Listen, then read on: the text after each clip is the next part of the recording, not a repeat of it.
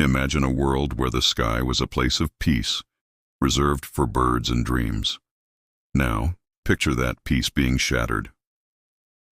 Today we journey back to a pivotal moment in history, to the dusty plains of North Africa, where the very first aerial battle took place.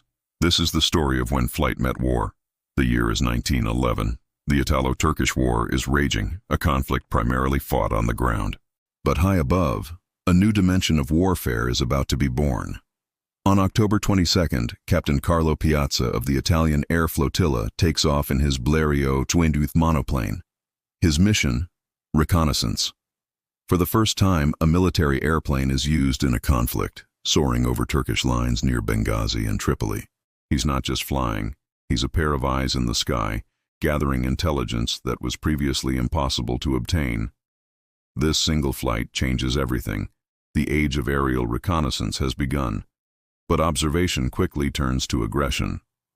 Just 9 days later, on November 1st, 2nd Lieutenant Giulio Gavotti, flying an Ettrick Taube monoplane, decides to take things a step further.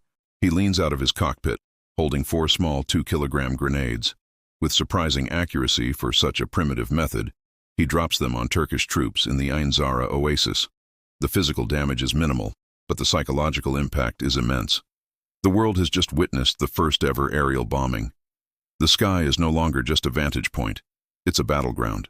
The Turks, understandably, are furious. They protest this new form of attack, calling it uncivilized, a sentiment that seems almost quaint from our modern perspective. But they don't just protest, they adapt. Soldiers on the ground grab their rifles and start shooting at the strange mechanical birds overhead. On a November afternoon, an Italian plane returns to base riddled with bullet holes. The first anti-aircraft fire has been recorded. The deadly dance between air power and ground defense has officially begun. The innovation doesn't stop there. The conflict escalates, and soon pilots are not just targeting the ground but each other. The first dogfight wasn't a dramatic exchange of machine gun fire as we might imagine from later wars. It was far more rudimentary. Pilots would take to the skies armed with pistols and rifles, trying to shoot at their adversaries in flimsy, unstable aircraft.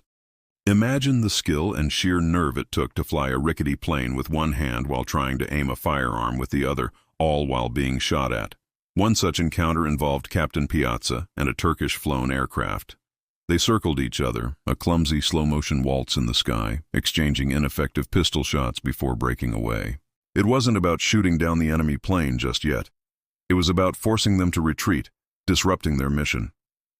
These early aerial duels were tests of courage, pioneering the tactics that would define air combat for the next century. They were writing the rulebook for dogfighting as they flew. These pioneering aviators weren't just soldiers. They were explorers charting a new, dangerous territory. They flew without parachutes, in planes made of wood and fabric, with engines that could fail at any moment. Every flight was a gamble. Men like Carlo Piazza, Giulio Gavotti, and their Turkish counterparts were pushing the boundaries of what was thought possible, transforming a tool of observation into a weapon of war in a matter of weeks. The impact of these first aerial operations in the Italo-Turkish War sent ripples across the globe. Military leaders from every major nation took notice. They saw the potential. The airplane was no longer a novelty item for air shows and wealthy enthusiasts. It was a strategic asset, a machine that could scout, bomb, and fight.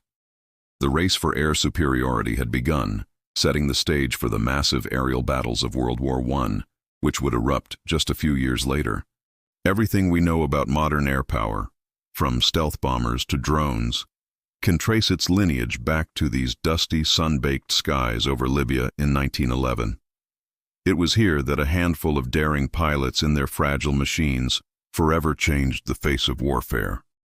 They proved that whoever controls the sky has a decisive advantage on the ground, a lesson learned over a century ago that remains just as true today.